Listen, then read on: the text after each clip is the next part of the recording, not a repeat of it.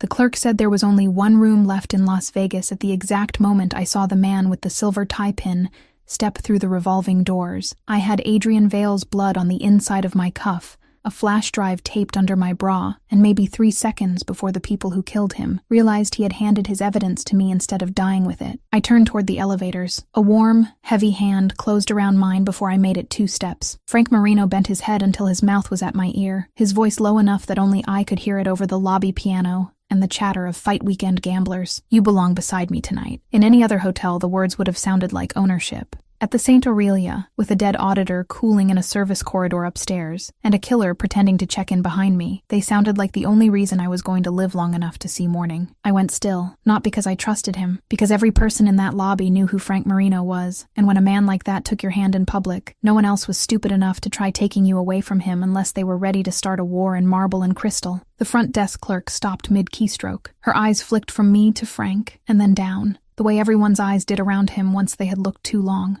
"Mr. Marino," she said carefully, "we truly only have one room left. The system outage from the weigh-in after-party and the convention overflow." "I heard you the first time," Frank said without looking at her. His fingers tightened once around mine. Not painful, firm.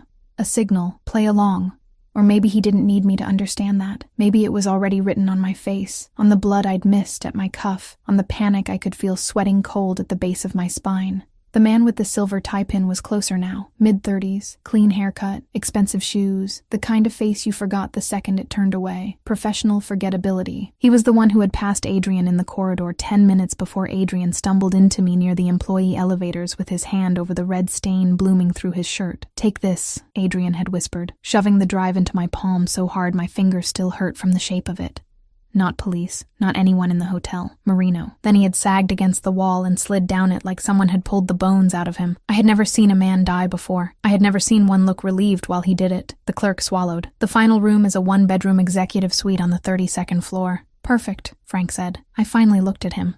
He was taller than he seemed in newspapers, and heavier than he looked in old surveillance stills. Not soft, not loose, broad, dense, built like a man who carried weight and had stopped apologizing for it. His suit was black, open at the collar, expensive without trying to prove it. Dark hair combed back. A floral tattoo rose from the side of his neck, disappearing under white cotton. Another shadow of ink showed at his chest where the shirt had come undone at the throat. There was a scar near his jaw. I hadn't noticed the first time I met him. And his eyes were what made men step aside, not because they were cold, because they were awake, because they missed nothing. "Put it on my account," he told the clerk, "and send up food." The silver tie pin had stopped walking. He was standing near the concierge desk now, pretending to scroll through his phone while angling his body toward us. Frank's thumb brushed once over my knuckles. I don't know why that nearly undid me more than the blood had.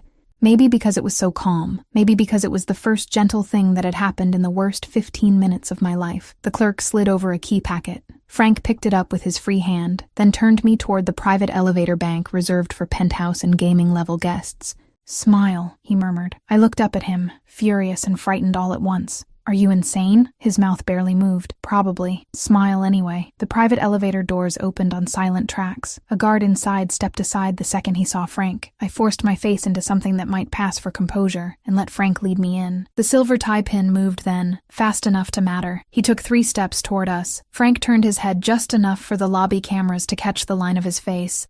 Then he did something worse than threatening. He smiled, not warmly, not pleasantly. Like a man who knew exactly who else had entered the room and wanted that man to understand he'd been seen. The silver tie pin stopped. The elevator doors slid shut. The second they sealed, I tore my hand back. "What the hell is wrong with you?" Frank hit the button for the 32nd floor and glanced at the security camera dome above us. Then he stepped close enough that his shoulder blocked the lens's view of my face. "What's wrong with me?" he said quietly. "Is that if I had let you walk to those elevators alone, you would have disappeared before the doors opened." I stared at him. The elevator rose smooth and fast. My pulse didn't. "You don't know me." "No," he said, "but Adrian Vale did, and Adrian died trying to put something in your hands instead of mine. That makes you my problem tonight." The word problem made my temper flare through the fear. "I'm not your anything." His gaze dropped to the blood at my cuff. "Then open the elevator and go back down. Test the theory." I looked at the emergency stop panel, the gleaming buttons, the reflected gold walls. Then I looked at him again. He was breathing a little heavier than he should have been for a stationary man in an elevator, but nothing else about him suggested strain. He stood with his weight balanced slightly to one side. Not quite a limp, not quite not. Old injury, I thought automatically, or pain. The sort of detail my brain noticed when I was scared, as if cataloging weakness in other people could save me from my own. The elevator chimed. 32. The doors opened into a private vestibule, cream walls, black marble, silk runner, no other doors visible from the elevator bank. Frank didn't touch me this time. He only gestured toward the suite ahead of us. Inside, I should have refused on principle. I should have gone for the staircase, the service route, the fire exit. Instead, I walked. Because a man was dead. Because Adrian had chosen this name with his last breath. Because I had been auditing ghost rooms and vanished invoices for 10 miserable days. And somehow that had dragged me into the orbit of the one man in Las Vegas, whose shadow could cover an entire city block. Frank opened the suite and let me enter first. I stopped 3 steps in. It wasn't one room, technically. It was a luxury suite the size of my apartment, and the next one over, all dark wood and smoked mirrors and windows facing the strip, like a row of sharpened diamonds. There was a bedroom off to the right.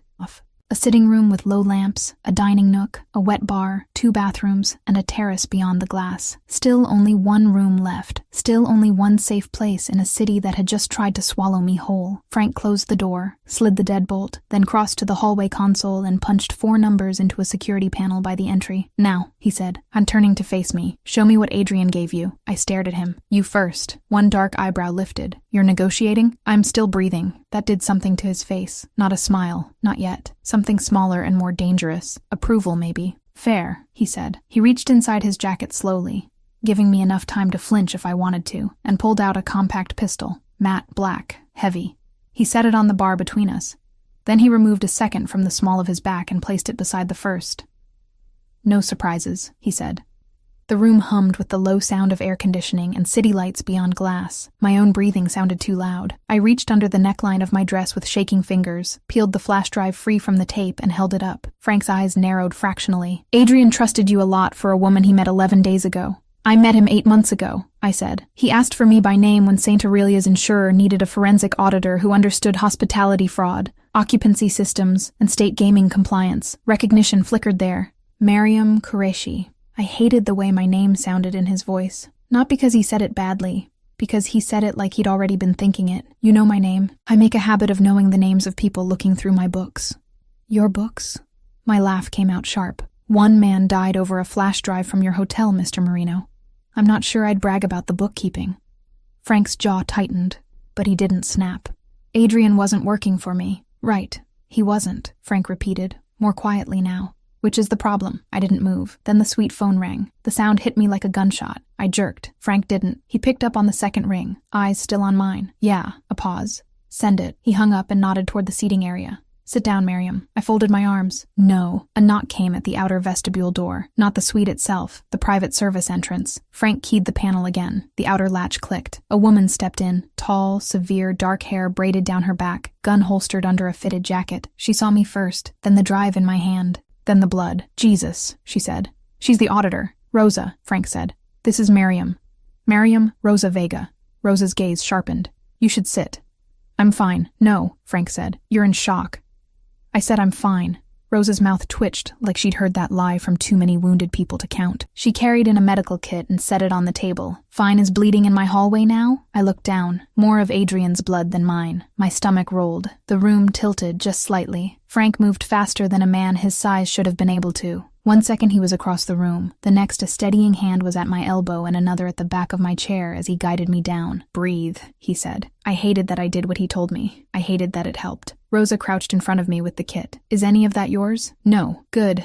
Don't faint. I'm on my feet too much already. A laugh almost escaped me, broken in the middle by a shudder. Frank was still standing close enough that I could feel heat through his suit. Not touching now, just there. Rosa handed me a clean towel for the cuff. Talk. Frank looked at me. Start at the beginning. So I did, because the beginning now felt like another lifetime, and because if I stopped moving my mouth, I thought I might stop holding myself together. I told them about the boardroom on my second day at St. Aurelia, when Frank Marino walked in 20 minutes late to a meeting he was supposedly hosting, and every executive in the room forgot how to hold a pen. I told them how he'd listened in silence while my boss Adrian gave polished slides about deferred maintenance and claim adjustments, and how I had interrupted to say the numbers were lying. Not a small lie, an engineered one. 27 room nights had been billed in the previous quarter to suites that did not exist anymore. Insurance recoveries had been filed on damage in spaces converted years ago. Payroll shadow accounts were being paid through banquet, housekeeping, and private gaming budgets. Someone was washing money through hospitality data, because hotel books were the one place in Vegas where chaos looked normal if you spread it across enough departments. I told them how Adrian had seemed more interested than alarmed, how Frank had stared at me for a full 2 seconds before asking, "Can you prove that?" and how I had answered, "Give me 10 days. I told them about the following week: 12-hour audit days, back-end access, blocked service logs, security blackouts on floors the hotel map said were empty. Adrian had become jumpy. He'd stopped replying on official email, started calling me from disposable numbers. This afternoon, he asked me to attend the Terrazza Ballroom donor gala, said he had found something too sensitive to discuss in his office. He met me outside the service corridor behind the ballroom, pale and sweating, pressed the drive into my hand, and said if anything happened to him, I had to get it to Marino.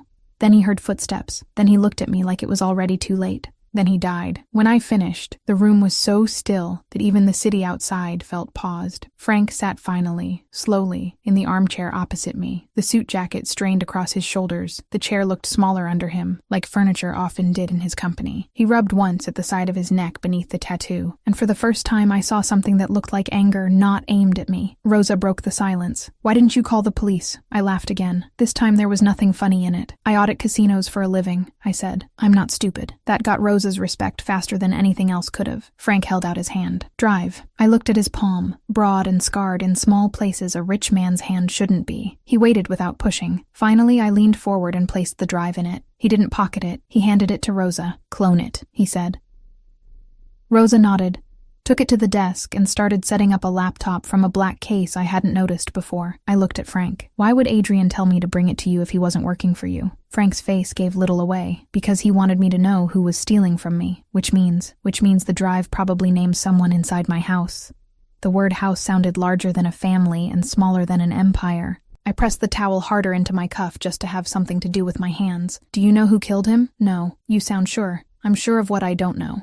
It's what keeps me alive." The answer should have annoyed me. Instead, it landed somewhere else entirely, somewhere that recognized precision and respected it against my will. Rosa looked up from the laptop. "Encrypted." Frank didn't blink. "Can you break it?" "Eventually." I stood. Frank's gaze snapped to mine. "Where are you going?" "Bathroom.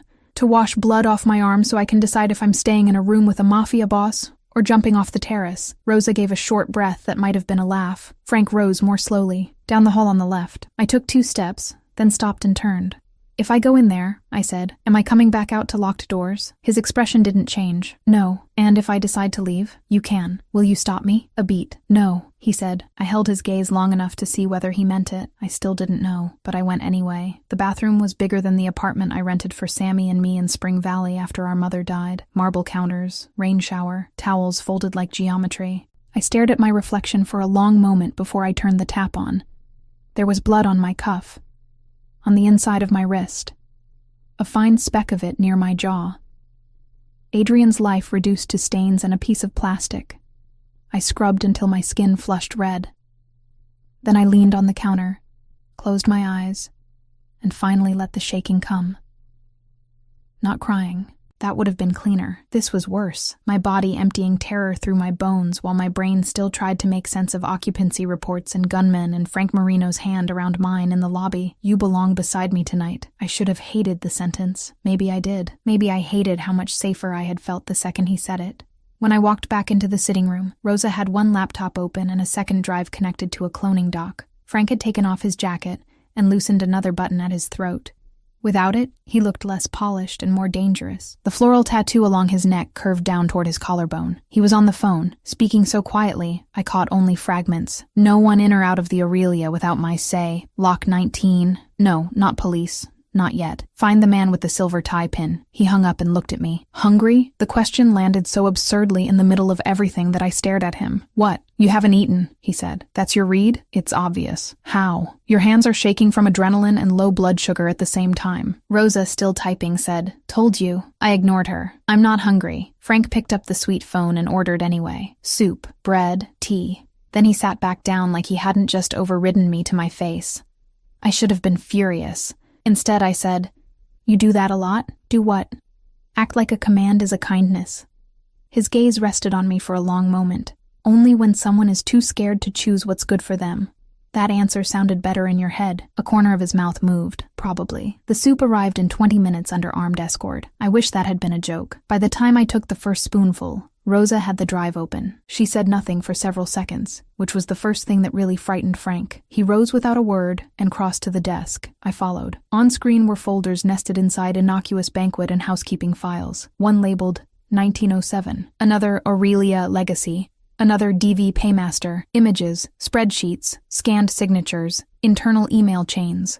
Rosa opened the first spreadsheet. Room charges, escort payments disguised as minibar replenishment, private security invoices mapped to non-existent suites, insurance claims filed on phantom electrical faults, cash transfers from shell companies tied to city licensing board members and one state senator who liked to talk about moral renewal on television. I felt my stomach tighten. "This isn't skimming," I said. "This is architecture." Frank's voice dropped. "Keep going." Rosa opened a hidden subfolder within 1907. Still photographs filled the screen. I stopped breathing.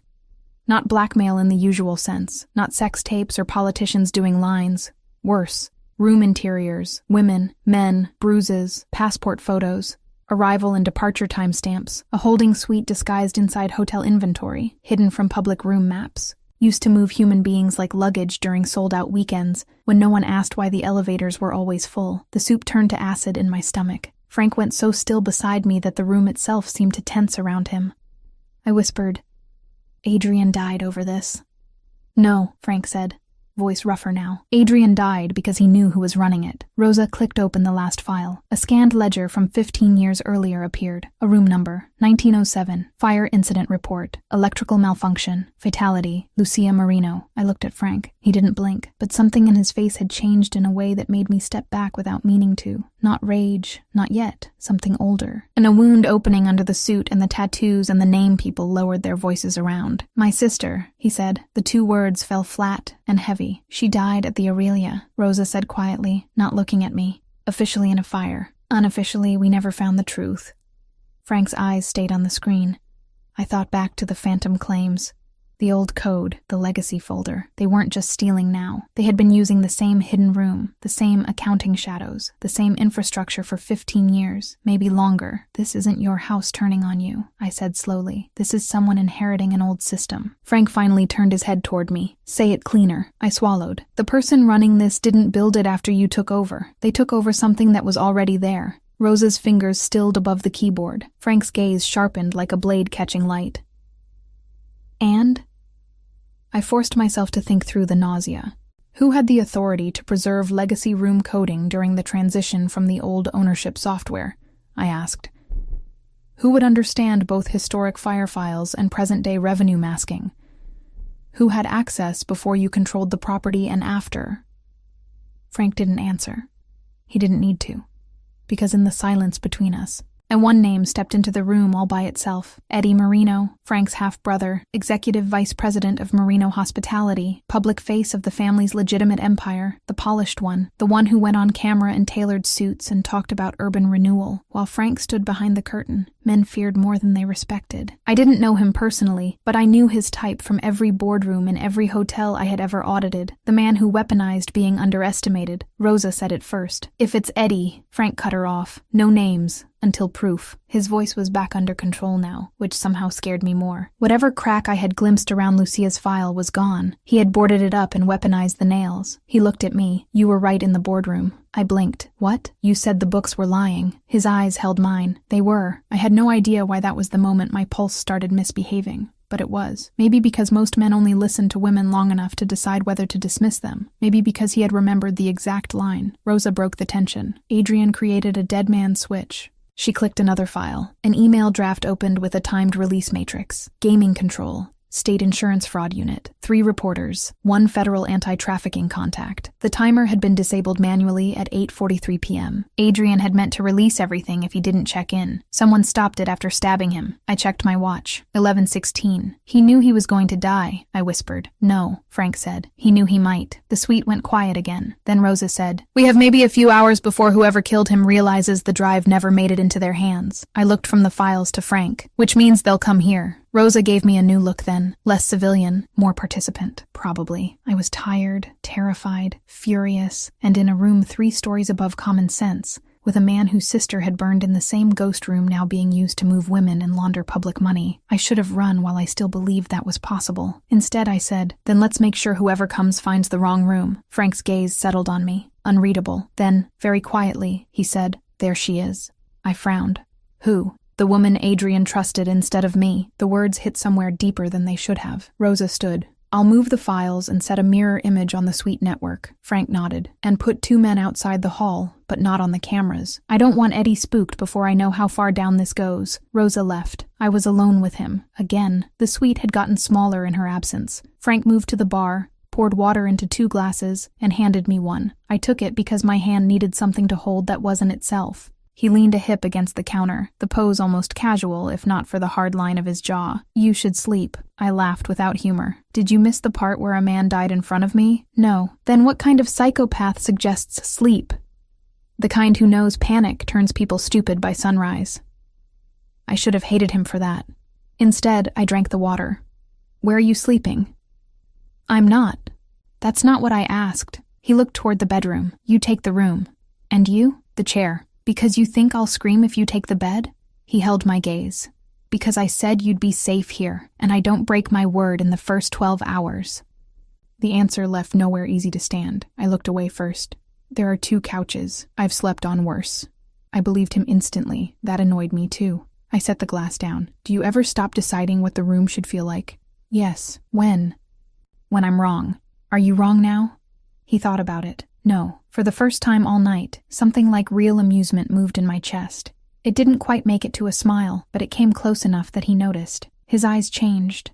Not softened, focused, as if my almost smile mattered more than the drive, the dead auditor, the ghost suite, and the fact that his own brother's name might be bleeding through all of it. I hated that I noticed that too. The bedroom door locked from the inside. I tested it twice, then stood in the dark room under the strip lights bleeding through the curtains, and tried to remember the last safe place I had ever slept. There wasn't one. There were apartments with overdue notices, motel rooms after my father's accident, hospital chairs beside my mother, shared leases, coffees gone cold at 2 in the morning over spreadsheets and chargeback fraud and unpaid utilities. Safe was a story rich people told. I changed into the oversized t-shirt and silk drawstring pants someone had placed on the bed. Hotel logo on the breast pocket. Tags already removed. Exactly my size. That should have frightened me. Instead, it made my throat ache. When I lay down, I expected the adrenaline to keep me wide awake. It did, for almost an hour. Then exhaustion came over the top like a wave and pulled me under. I woke to a sound I knew too well. Silence. Not ordinary quiet, the kind that means something in the air has changed. I sat up in the dark. The bedside clock said 3:07. No footsteps in the suite, no city hum from the hall, just the low drone of HVAC and the deep wrongness of stillness beyond a locked door. I slid out of bed and moved toward the crack beneath it. A shadow crossed, then another. Male voices, too low to parse. I didn't think. I grabbed the room phone and hit the line Frank had shown me when I wasn't paying enough attention to care. It rang once. He picked up instantly. "Yeah, there are people outside the bedroom door." A beat. Then his voice dropped into something colder than panic. "Stay where you are." I backed toward the bed. Outside, something hit the suite door hard enough to rattle the frame. Men shouted. A gunshot cracked, muffled by distance and walls. Then Frank's voice. Not in the phone now, but from the main room. Quiet and lethal. "Wrong suite. 3 more shots." Glass shattered. The phone line went dead. I stood in the dark with my pulse trying to climb out of my throat, and the brutal understanding that the attack had come faster than Rosa predicted. Someone out there knew enough to move by 3 in the morning. The bedroom handle stayed still. No one tried my door. After maybe 30 seconds, or 5 years, the suite went silent again. Then a knock. 3 spaced taps. "Miriam," Frank's voice. "Open." I unlocked the door with fingers that didn't feel attached to me. Frank stood there in the hall light with his white shirt open at the throat, jacket gone. a gun down at his thigh. There was blood on his sleeve and a shallow cut near his cheekbone I knew hadn't been there earlier. I looked over his shoulder. One of the decorative entry mirrors in the suite had shattered. A lamp was down. The carpet near the vestibule was streaked with red where someone had been dragged or crawled. Rosa stood by the door, already on another call, her face hard as winter. Frank saw my eyes tracking the blood. "Not mine," he said. Helpful. Something flashed in his expression at that. Approval again. I was beginning to resent how much of it I wanted. "Come out," he said. I stepped into the suite. One of his men was on a knee near the service vestibule holding pressure to his shoulder. Another lay handcuffed face down between the couches, mask half torn off, blood coming from his nose in a slow, ugly line. The silver tie pin. He had made it upstairs after all. Rosa ended the call. "He's alive, barely worth the trouble."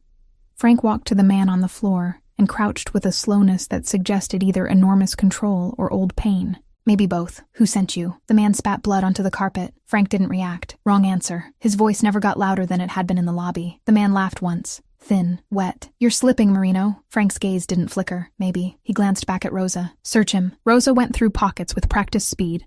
Burner phone. Room key card. Cash. No ID. Then she found a folded card and handed it over. Frank opened it.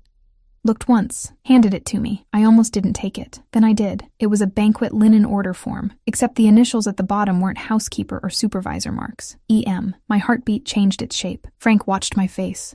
"Still think it's coincidence?" "No." The word came out steadier than I felt. He rose. "Good." Then he turned to Rosa. "Move her." I looked up sharply. "Move me where?" "Somewhere Eddie doesn't know." "This is your hotel." "Exactly." I should have argued.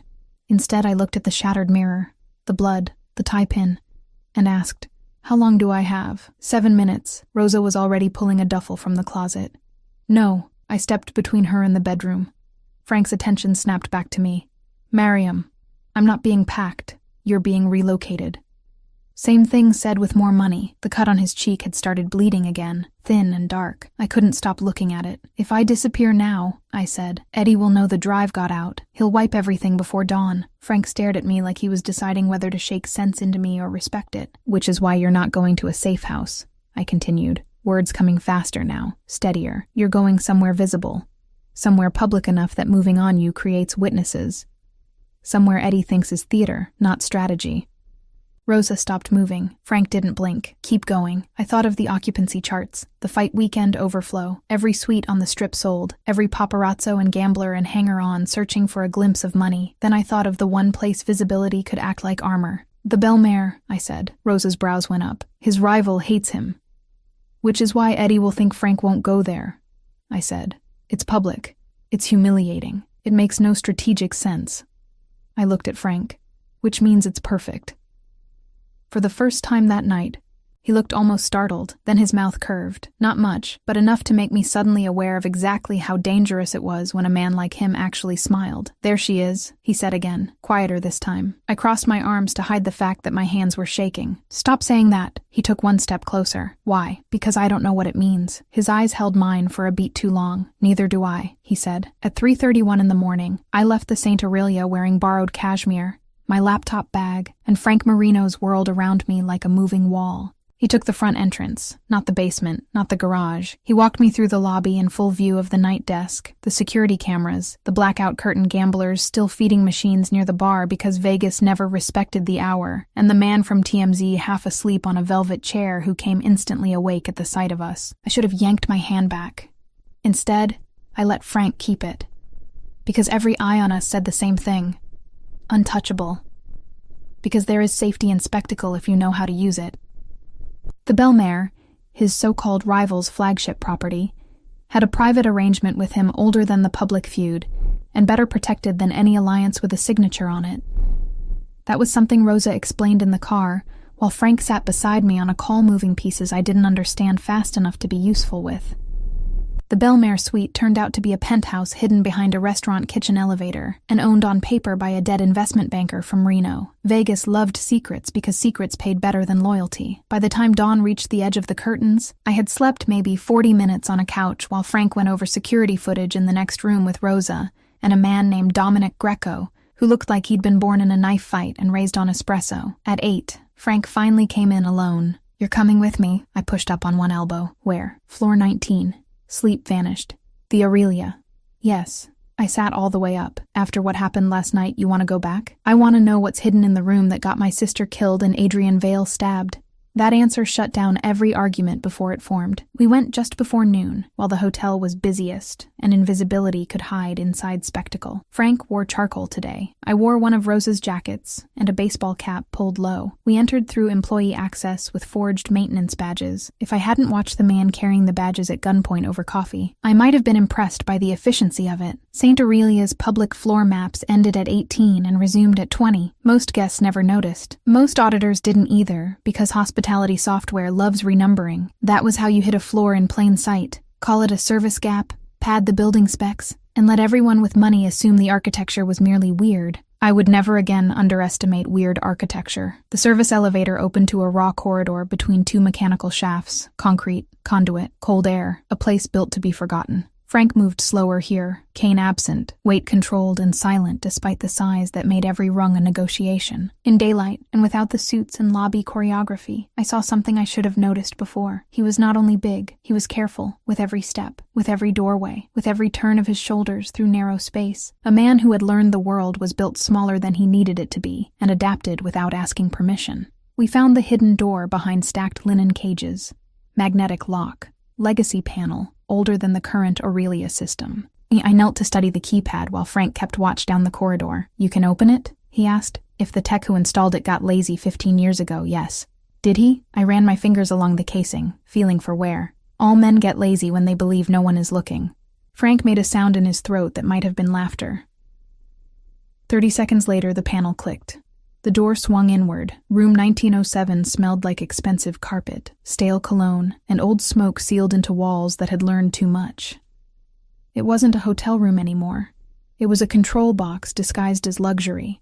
Hidden cameras recessed in crown molding, sound baffling behind velvet panels, server cabinet behind a false wardrobe, a private service lift masked as a mirror wall. The bed was gone. In its place stood a conference table, 4 leather chairs, monitors, and a bank of drives connected to local storage. Frank went very still behind me. On the far wall, half hidden by a slatted panel, was a scorch mark shaped like a hand dragged downward through smoke.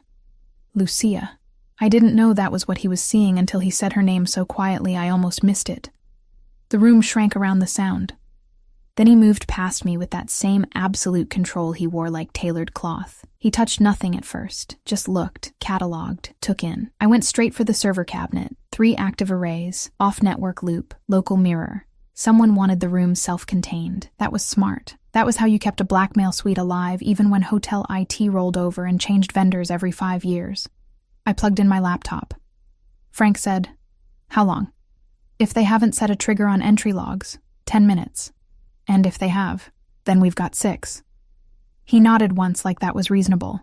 I worked. File directories bloomed across screen, video logs, expense routing, VIP schedules, maintenance overrides, separate folders tagged with initials and dates stretching back 12 years. The older records had been scanned from handwritten ledgers, newer ones synced through Marino hospitality accounting architecture. I opened user permissions. My pulse jumped. 1 super admin. E. Marino. There it was. Not proof enough for court, maybe. More than enough for family. Frank saw the name reflected in the monitor. "Don't say it," he said. I didn't. Instead, I copied the admin log, the trafficking manifests, the insurance routing, the service elevator override history, and every file tagged 1907 onto Rosa's encrypted drive clone.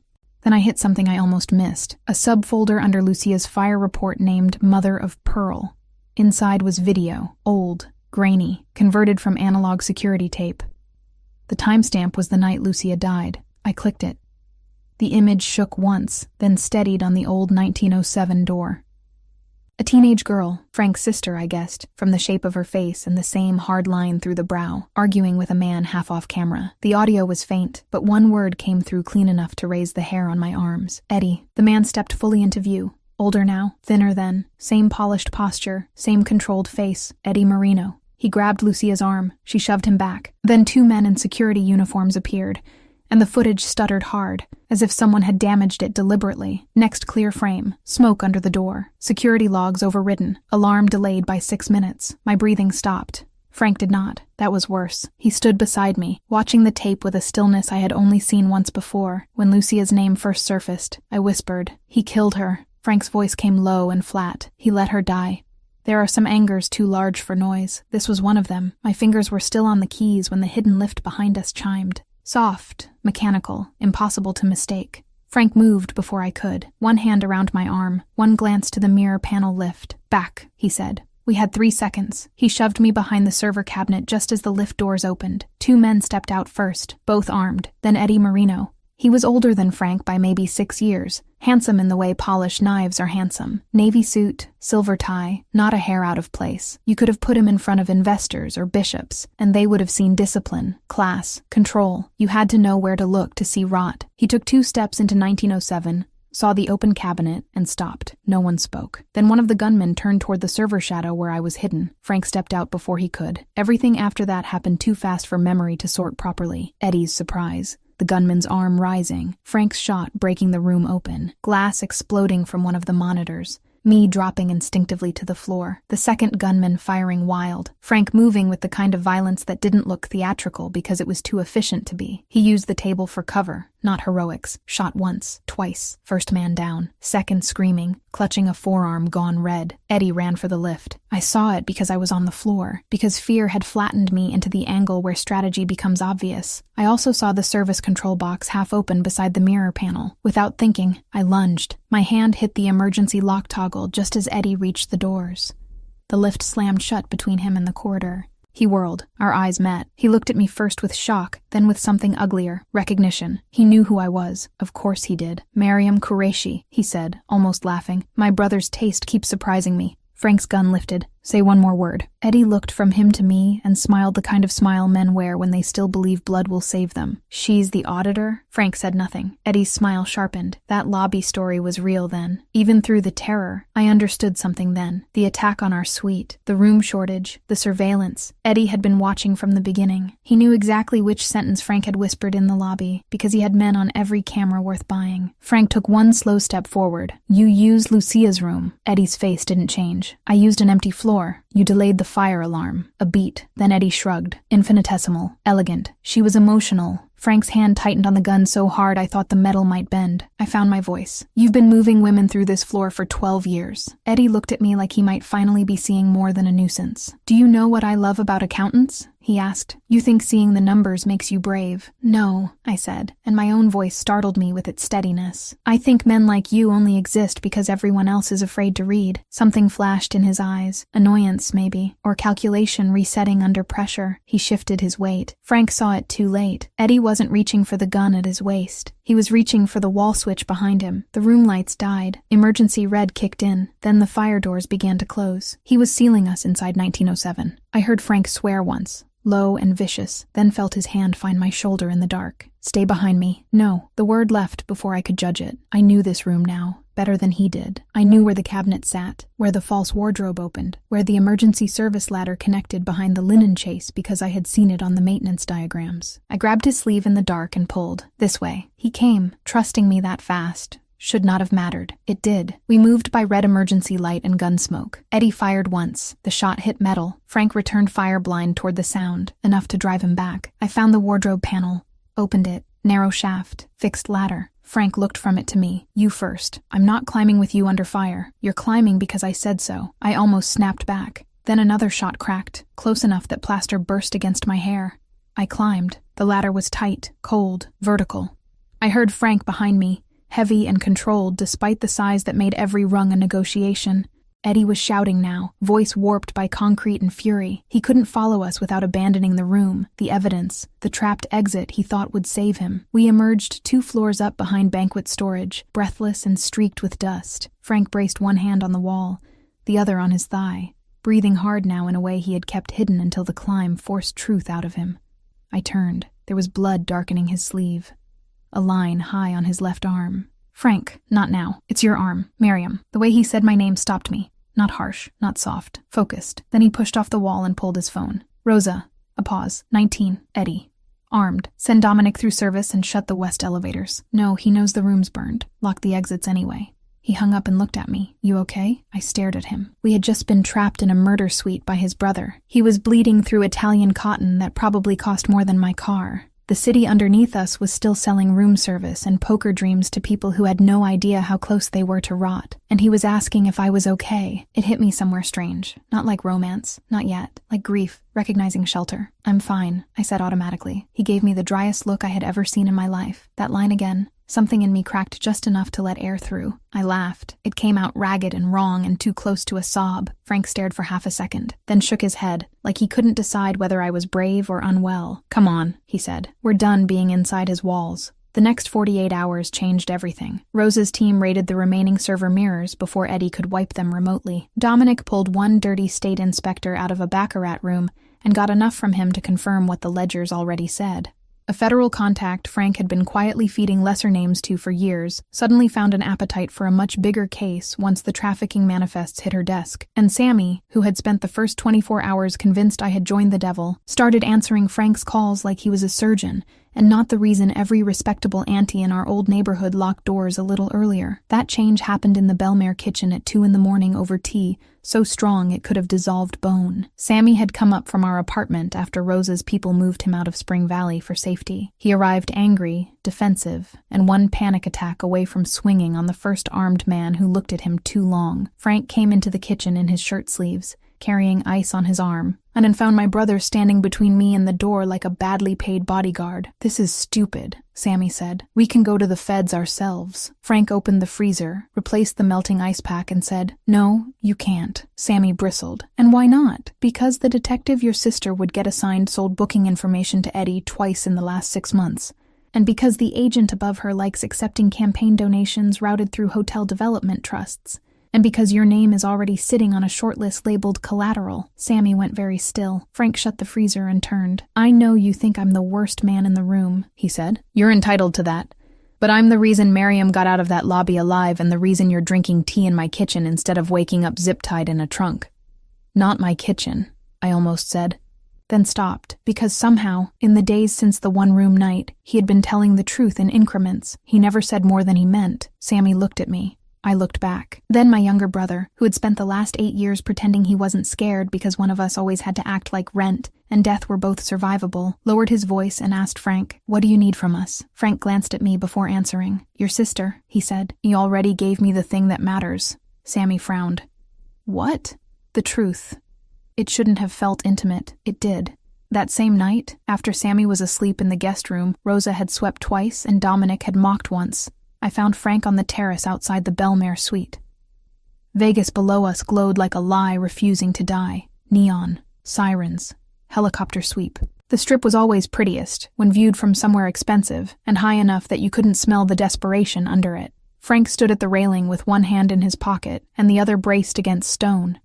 The city made his profile look sharper. Lonelier, I stepped out with 2 mugs of tea. He glanced over. Which one's mine? The one without honey. A flicker moved through his face. You remembered. You hate sweet things. I don't hate sweet things. You do when they're pretending to be something else. He took the mug from me. Our fingers touched. The contact was brief. It still went through me like the body keeps its own ledgers of danger and wanting, and doesn't always file them separately. He drank, winced almost imperceptibly when the heat hit. Your arm. It's fine. I leaned against the railing beside him. That line again. This time he smiled properly. It changed his whole face. Worse, it changed the air around me. I looked away first, toward the Belmare pool throwing blue light on empty deck chairs. Did you know about Lucia? I asked quietly. His smile vanished. No. You never checked the old fire records? I checked everything. He stared out at the city. The report was clean. Wiring failure, sprinkler malfunction. Lucia had been using pills. Half the city wanted to believe a damaged girl fell asleep smoking. I wanted proof. I never got it. I held my mug tighter. She called me that night, he said. The words came so evenly it took me a second to hear the fracture in them. I turned toward him. I was in a meeting, he went on. We were still clawing our way up then. My father was dead. Eddie handled hotel operations because he looked like trust in a suit, and I looked like the man who would break your hands if you lied to him. His jaw flexed. Lucia called twice. I silenced it twice. By the time I called back, the room was on fire. The city noise dimmed under the weight of that confession. She died in the only place on earth she thought was ours, he said. And I let another man teach me what her last 6 minutes cost. There wasn't a correct answer to that. so I told the truth. I'm sorry. He laughed once, without humor. That's the thing about sorry, Miriam. It doesn't reverse anything. It just proves you got there too late. I should have left him alone then. Instead, I said, you bought girls out of hotel books. He looked over, surprised. I read the older ledgers, I said. Not all the numbers under legacy were theft. Some were relocation costs, lawyers, tickets, medical bills. You've been buying people out of the same machinery that killed your sister. His face went still in a different way. You read too much.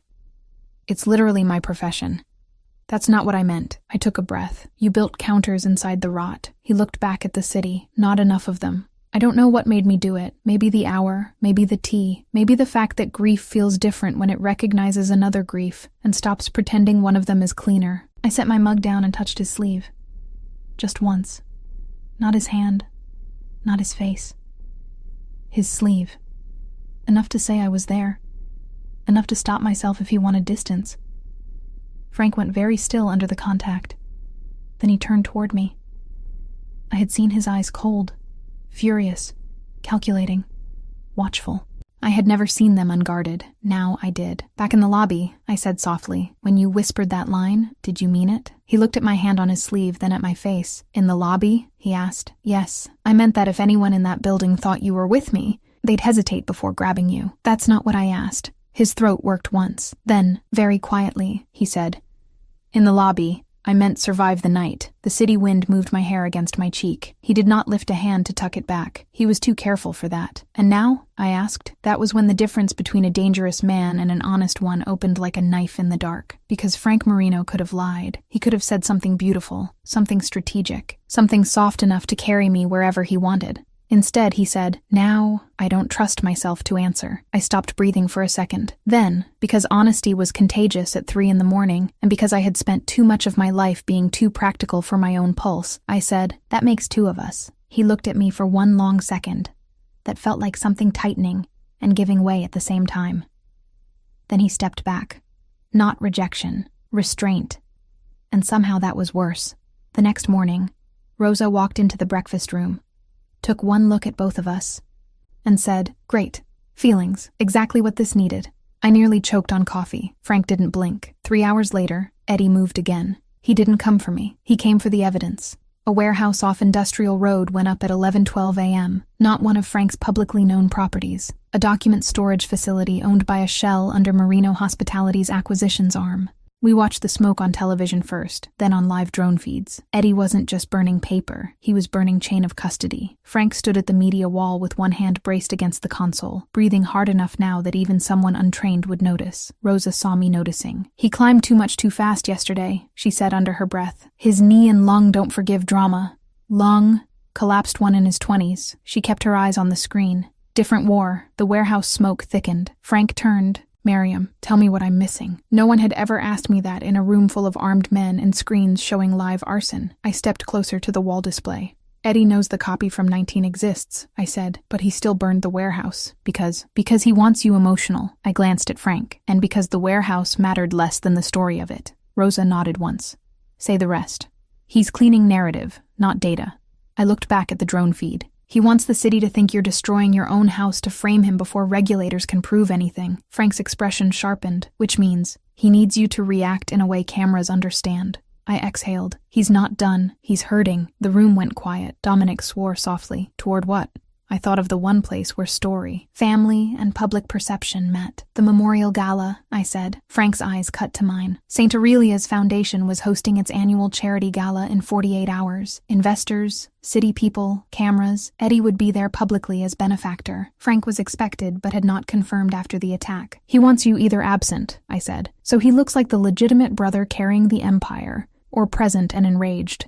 So you look unstable while he looks civilized. Rosa said, and the evidence? I thought of 1907, of the server cabinet, of old analog and new digital stitched together through control of hotel infrastructure. He'll move the final archive to the gala, I said. Somewhere hidden in plain sight. Somewhere crowded enough that no one notices equipment. Frank didn't speak for a full 5 seconds. Then he said, the wine vault. The Belmare breakfast room got colder. Dominic looked up sharply. Under the Aurelia ballroom? Frank nodded once. Of course, temperature-controlled, off public map, serviced by a restricted lift, shielded from outside signal drift by stone and steel. Perfect for a blackmail archive and last resort data cache. Rosa looked at me. All right, auditor. Now what? I set my coffee down. We let him think the story's working, I said.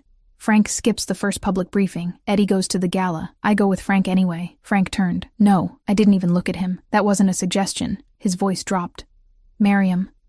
Now I looked. No, I said, just as quietly. I'm the one Eddie underestimated in the lobby, in the room, in every file with my name not on it. He still thinks I'm a witness. He doesn't understand I know how he hides things. Frank's jaw tightened so hard I saw the muscle jump. He doesn't need to understand it, he said. He just needs a clean line to you, and I'm not giving him one. I took one step toward him. The line already exists. He went still, because we both knew it was true. It had existed from the moment his hand closed around mine, and the lobby cameras recorded a sentence neither of us had been able to leave behind since. Rosa broke the stare before it turned into whatever dangerous thing wanted to happen inside it. She's right, she said. He won't reveal the vault unless he thinks his audience is in the room. Frank looked like he wanted to fire her on principle. Dominic, annoyingly calm, added, and if you bench her now, boss, she stops trusting you and starts doing reckless things alone. I've seen smart women get there. It's ugly. I almost liked him for that. Frank rubbed once at the side of his neck below the tattoo. Then he looked at me with a kind of exhausted fury that felt more intimate than it should have. If you go, he said, you do exactly what I tell you when it counts. I held his gaze. If what you tell me doesn't get me killed. His mouth flattened. Christ. Rosa smiled into her coffee. Now it feels like family. The memorial gala dressed itself in grief and old money. That was the first thing I thought when I walked into the Aurelia ballroom 2 nights later, in a deep red gown Rosa had chosen, because if you're going to ruin a man, do it in silk. The second thing I thought was that Eddie Marino understood theater better than most killers. White orchids, string quartet, a display wall honoring St. Aurelia's historic legacy, a framed black and white photograph of Lucia at 19 with a caption about cherished memory and charitable mission, city cameras, investors, foundation donors, a state senator smiling beside a portrait of the dead girl whose murder he helped bury. Vegas never lacked for audacity. Frank arrived 11 minutes after me because timing mattered when every eye in the room had an agenda. He wore black again. No tie, open collar, tattoo at the neck just visible. The image of the dangerous brother Eddie had spent a decade making useful. The room shifted when he entered. Not silence. Worse, interest. Eddie saw it. Saw me near the display wall. Saw Frank's gaze go to me before anything else. Saw every investor and camera catch that glance. I think that was the moment he understood something he had failed to price correctly. Not that Frank would protect me, that Frank had stopped treating that protection like strategy. Eddie crossed the floor with donor charm all over him. Miriam, he said warmly, as if he weren't the reason Adrian Vale bled out against tile. I'm glad you're safe. I looked him in the eye. I'm not, I said. The warmth thinned. Frank joined us 1 heartbeat later. Eddie smiled at his brother. You made it. You sound disappointed. Only surprised. Frank's gaze flicked once toward Lucia's memorial photo. You always did know how to decorate over a crime scene. Eddie's expression barely moved. Careful. You first. No one around us understood the full exchange. That was the genius of men raised in the same rot. They could threaten in grammar while everyone else heard manners. A server passed with champagne. I took 1 glass just to have something to do with my hand. Frank's fingers brushed the base of my spine as he guided me half a step behind his shoulder.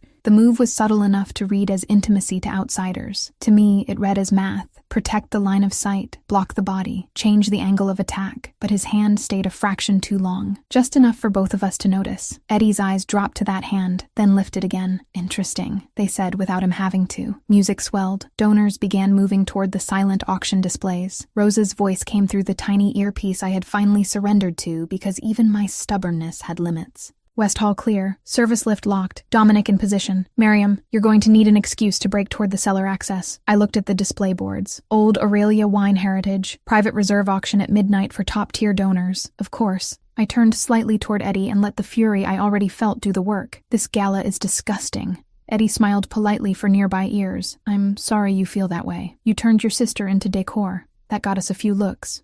Good. I stepped closer like emotion had overridden caution. It had, just not in the way anyone here thought. You put her face on walls, I said, voice rising exactly enough, while the room she died in stays hidden like a secret worth keeping. Frank said my name low, warning-like. For the room. For the cameras. For whoever needed to think he was managing me. Eddie's mask held, but barely. Miriam, he said. This isn't the place. No, I said. The place is downstairs, isn't it? There it was. A flicker. Tiny. Automatic. He looked toward the west corridor for less than half a second. Enough. Rosa's voice hit my ear instantly. Got it. Frank took my elbow. For the room again. For me, also maybe. We're done. I turned as if furious. Eddie leaned in close enough for only us to hear. You have no idea what kind of man you're standing beside. I looked at him and felt something cold settle perfectly into place. No, I said, but I know exactly what kind of man I'm standing in front of. Then Frank was steering me away, fast. The moment we cleared the ballroom threshold, the choreography died. We moved. Rosa came from the opposite corridor with Dominic, and two fed-looking men in plain tuxes, whose eyes gave them away. Frank didn't break stride. Vault, already opening, Rosa said. We hit the service lift in a dead run of expensive shoes and controlled panic. Frank lagged by maybe half a step. Old pain, breath. I registered it. He registered me registering it, and gave me a look that said later if ever. The lift descended. No one spoke. My heart hammered so hard I could feel it in my teeth. The vault beneath the Aurelia ballroom wasn't a vault in the cinematic sense. It was a long stone cellar converted into reserve storage. Wine cages, cooling systems, service terminals, a silent alarm panel, and one section at the far end built newer than the rest. Steel door, digital lock, hidden in plain sight behind a wall of Brunello.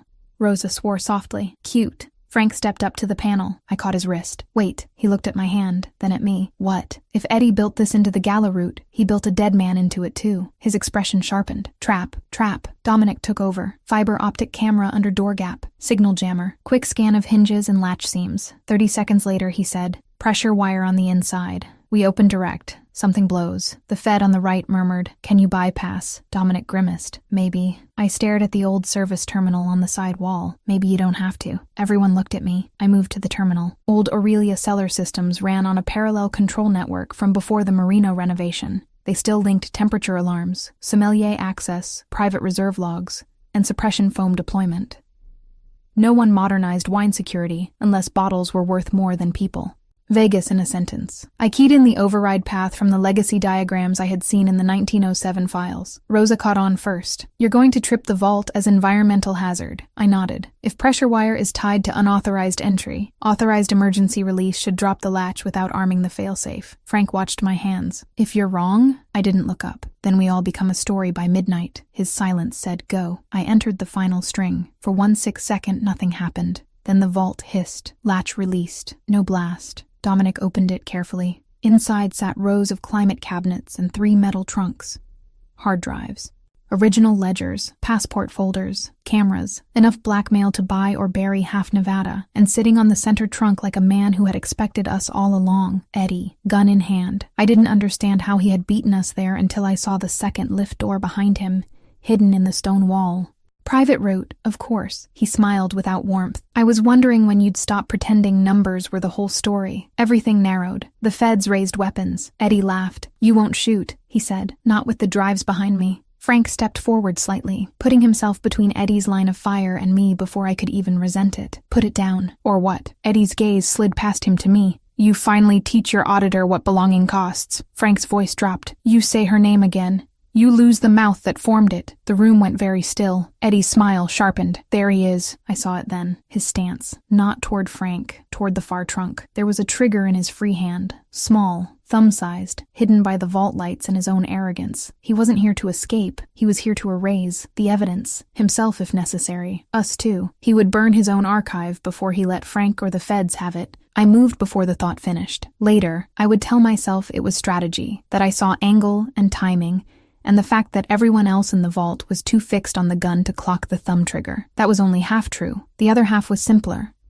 I was tired of men deciding what could be destroyed if it protected them. I took the champagne bottle from the side service cradle and hurled it. Not at Eddie's gun hand. At the climate cabinet above his shoulder. Glass exploded. Red wine rained down. Alarms screamed instantly as coolant systems failed and emergency foam jets primed. Eddie flinched. Frank fired. The shot took Eddie high in the shoulder and spun him back into the center trunk. The thumb trigger flew. Dominic lunged. One Fed kicked the weapon away. Everything after that happened inside a white blast of suppression foam and shouting. The vault filled with choking chemical haze. I heard Rosa swearing, heard metal crash, heard Eddie make a sound like rage tearing in half. Then a second gunshot cracked too close. Pain hit Frank's side. Not dramatic, not a body drop, just a brutal stumble and a hand clamping hard over darkening fabric. My whole body went cold. Frank. He looked at me through haze and noise, furious not at the wound but at my voice using his name like that. Stay back. Absolutely not. I moved anyway. Rosa and the feds had Eddie down now. Dominic on the trigger hand, blood and foam turning the stone floor into something ugly and slippery. The archive trunks were intact. One cabinet burned out, but not the core evidence. Frank was trying to stay upright. Trying. That terrified me more than if he'd fallen. I got my shoulder under his arm before he could argue. He was heavier than I expected, and steadier than he should have been, which told me how practiced he was at pretending damage didn't count.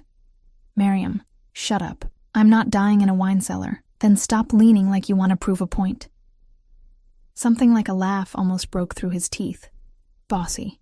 Bleeding men don't get adjectives. We got him into the corridor while medics already pushed past us. Rosa stayed back with the evidence, Dominic with Eddie. The Fed on the left yelled for chain of custody seals. The Empire was breaking open around us. All I could see was blood slipping between Frank's fingers. The medical suite upstairs belonged to the Aurelia's VIP health wing. Vegas did not enjoy ambulances in front of donors if it could help it. A doctor cut Frank's shirt. Stitched, pressured, injected, wrapped. The bullet had gone through soft tissue and missed anything that would end the story tonight. I stood at the far wall with my hands clenched so hard my nails marked my palms. When the doctor left, Frank was propped half upright in a recovery chair because apparently even injured he had opinions about beds. I stared at the bandage crossing his side, the tattoo on his chest, partially exposed beneath open fabric, the exhaustion he was too worn down now to fully hide. He looked up. You're bleeding.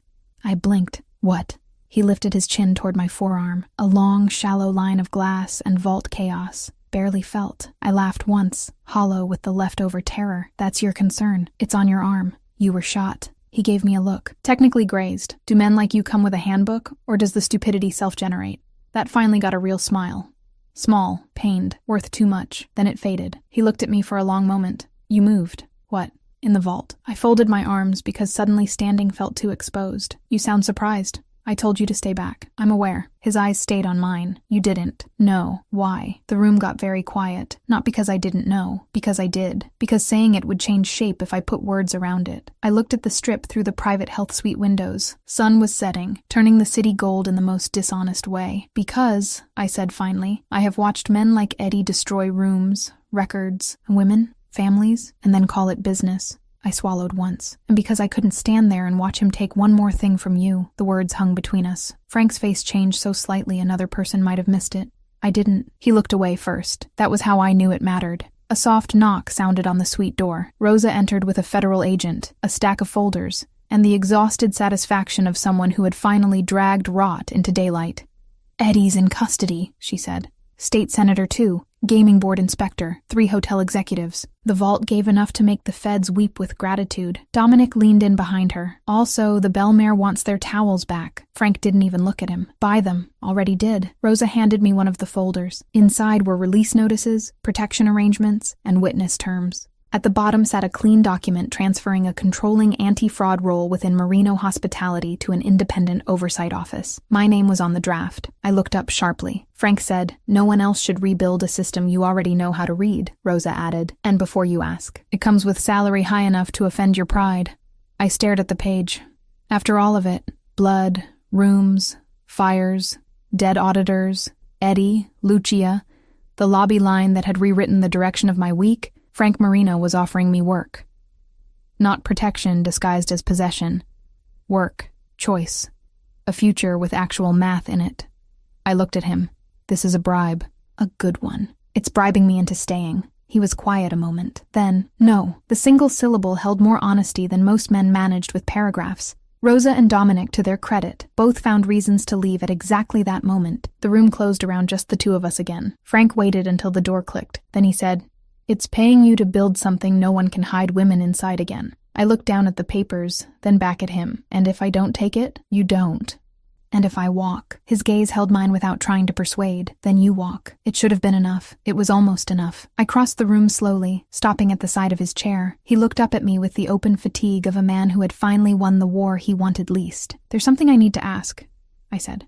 "All right. That night in the lobby, if there had been 10 rooms left, would you still have taken my hand?" He went very still. The answer mattered too much. I hated that. Kept hating it. Couldn't stop. Finally he said, "Yes." My breath caught. "Why?"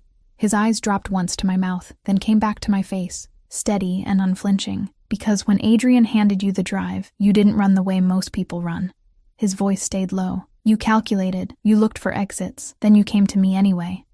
A beat. And because I knew, the second I saw you in that lobby, that if I let anyone else touch your life before I understood why you mattered, I'd regret it for a very long time. The room tilted, only slightly. That's not strategy, I whispered. No, what is it? He answered without moving, without reaching, without making it easy on either of us. You tell me. I should have made him work harder. I should have protected myself one last time. Instead, I reached up and touched the cut on his cheek with 2 fingers, featherlight. His eyes closed for half a second. When they opened, all the careful distance between us felt like a thing already losing. I hated that sentence, I said softly. What sentence? You belong beside me tonight. His mouth moved, humor and something rougher together. I figured. I thought it was possession. It was cover. I know. Silence. Then quieter, because truth changes tone when it gets close enough to hurt. I said, but somewhere after the blood, and the room, and the vault, it stopped feeling like a lie. Frank looked at me like a man who had built entire cities inside restraint, and could feel a crack running through the foundation. Miriam, just my name. It did worse things to me than seduction would have. I leaned in because he was injured, and I could blame concern if I lost my nerve. He met me halfway because Frank Marino had never once taken what wasn't moving toward him too. The kiss was brief, not because it lacked anything, because it held too much. Heat, relief, terror, restraint sharpened into honesty. His hand came to my waist, careful of its own strength, careful of me, like the whole city could wait another minute if he held still enough to be sure I was real. When we broke apart, the strip was still burning gold behind the glass. Nothing in Vegas had slowed down for us, and yet the room had. What happens now? I asked. Frank's forehead rested lightly against mine for one dangerous second before he drew back. Now, he said, voice rough, you decide whether the job is worth taking. I laughed softly despite myself. That's your answer. It's the one that matters. It took 3 weeks for the public story to settle, and 6 for the real one to begin. Eddie was indicted. The senator resigned before charges landed. St. Aurelia's hidden 19th floor became the most expensive legal problem in Nevada. 3 newspapers won awards. Rosa stopped sleeping entirely. Dominic started pretending federal agents were now his closest friends. Sammy passed his term finals out of pure spite and kept texting Frank terrible memes he pretended not to understand. And I took the job. Not because of the kiss, not because of the blood, not because the one-room night had rewritten something in me I was still learning to live inside. I took it because ghosts like 1907 only survive when smart people walk away from the work of dragging them open. So I stayed. Not in Frank's penthouse, not immediately. He offered a secure apartment with its own keycard, its own exit routes, its own view of the strip. It came with none of the pressure that old stories usually expect from powerful men, and injured tenderness. He didn't assume. He never once asked me to move back into his rooms. He just kept showing up. Coffee left at my office before 7. Dinner sent when I forgot to eat during reconciliation reviews. A text once, only once, after a late hearing ran long. Did you get home? I stared at that text for 2 minutes before answering yes. His reply came immediately. Good, that was it. No demand. No performance. Just the most dangerous man in my city making space around a woman who still woke sometimes hearing a lobby clerk say there was only 1 room left in Las Vegas. The first time I went to his home by choice, it wasn't dramatic. It was a Sunday. Hot enough outside to turn the sidewalks bright with mirage and bad decisions. Frank had asked if I wanted to see the house outside the city. House, he'd said, as if the word could cover a private compound tucked above Red Rock with desert on one side, and a view of the whole valley on the other. It wasn't marble and menace. It was quiet. A courtyard, citrus trees, a library bigger than my old middle school, a kitchen that looked used, and on the back terrace, under shade cloth and clean desert light, a wooden table set for lunch. Just lunch. That unnerved me more than any theatrics ever could have. Frank walked slower at home. Not performative, not lazy, simply with less need to prove his body could outrun what hurt inside it. There was honesty in that too. We ate grilled lamb, tomatoes, flatbread, and fruit so cold it sweated in the heat. We talked about nothing that could explode. Sammy's clinical rotation, Rosa's terrible mood, the inspector I had just fired for falsifying panic button maintenance. Then, because peace apparently terrifies the human nervous system more than crisis when you've lived in it long enough, I asked, "Did you ever think I'd take the job?" Frank took a sip of water before answering. Yes. The certainty in it should have annoyed me. Instead, I asked, "Why?" "Because you were angry before you were scared." I laughed once. That's not flattering. It isn't meant to be. It's accurate. His gaze held mine. Scared people survive. Angry people change systems. The desert wind moved softly through the citrus leaves. I looked out across the valley, at a city built on spectacle, and still somehow filled with rooms no one bothered to count until women went missing inside them. I almost left, I said. I know. That surprised me enough to turn back. You do? He nodded once. You came to the Belmare apartment the night after you signed the contract. You stood in the doorway for 20 seconds too long. You had your bag on your shoulder. If I'd said one wrong thing, you would have gone. I thought back.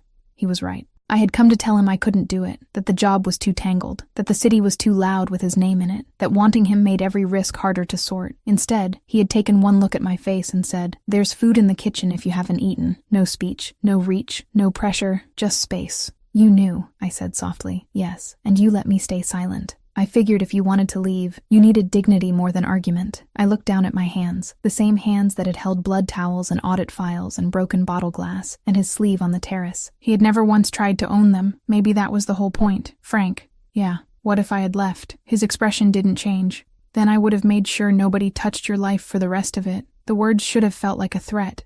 They didn't, just like the first line in the lobby. Everything with him had changed shape once truth got inside it. I stood and crossed to where he sat, because apparently I was done pretending distance still solved anything. He leaned back slightly to look up at me. I touched the scar by his jaw first, then the floral ink at his neck, tracing nothing fully, only enough to feel his skin warm under my fingers.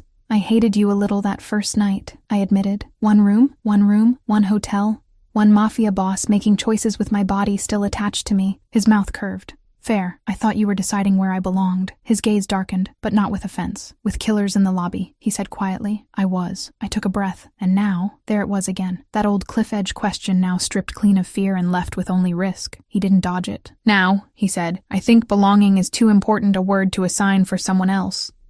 The answer hit harder than anything sweeter could have, because it left the choice exactly where he always said it was. In my hands, so I used them. I leaned down and kissed him like a woman done surviving rooms that other men designed for her, like a woman who had been claimed publicly once for safety and was now choosing, without pressure, without spectators, without one thing borrowed from fear, to stay where her own body moved easiest. His hand came to my waist again, careful and certain. The desert beyond the terrace hummed with afternoon heat. Somewhere inside the house, a clock marked a life ordinary enough to be shocking. When I drew back, his eyes stayed on me. No performance, no disbelief, just the kind of attention that made everything else irrelevant without making me smaller inside it. You know, I said softly. That line in the lobby still pisses me off. A real laugh broke out of him that time, low and brief and worth all the bad decisions it caused in me. I know. It sounded like possession. It sounded like survival. It sounded like both. He nodded. Maybe. I studied him for a long moment. Then I said the truest thing I had. That night, I thought you were using your name to put me in the last safe room in the city. I touched his hand where it rested against the table between us. I didn't realize you were making space beside you and waiting to see if I would ever choose it on purpose. Frank's thumb turned under mine. Slow and warm. I was, he said. I smiled then, not because the danger was over. Vegas would never be over danger. Men would keep building hidden floors. Auditors would keep finding ghosts. Power would keep learning new disguises. I smiled because I finally knew the difference between being cornered into a room and walking willingly into one. The whole city had told the story wrong from the first night. They said only one room was left. The mafia boss took her hand, and by morning, she belonged to him. They were half right. Only one room was left. Frank Marino did take my hand, and by morning, something had changed. But it wasn't ownership. It was this. In a city built on false lights and disappearing girls and rooms that lied about what they contained, the most dangerous man in Las Vegas looked at me, saw a witness instead of a weakness, and made sure I lived long enough to become something no one could hide again. The first night, he whispered that I belonged beside him because it kept me alive. Everything after that was my choice, and that was why, in the end, I stayed.